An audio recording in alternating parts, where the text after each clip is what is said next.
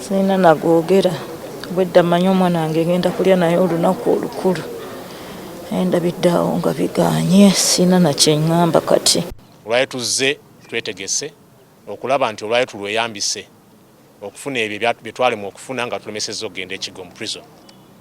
Naye era tutuuse wano nga abasibe honorable members of parliament bombi babiri tebabaleese mu kkooti. Twe kuteekayo okusaba kwaffe mu kkooti nti mu wiiki eno bandibadde babaleeta tusobole okukola ki okwogeraganya nabo ku musango gwabwe ne kkooti n'okusaba okwekugobye. Naye ndowooza mu bira byonna biraga kintu kimu nti bali mu kusaavinga sentence. State kyenyumirwa kwe kulaba nga bano ababaka tebeewozaako oba tebatwala misango gyabwe mu Constitutional Court kuba bakimanyi nti emisango tebalina bujulizi oba tegiri mu nsa. So kano kakodyo kakubongera basiba nga tebanasalirwa.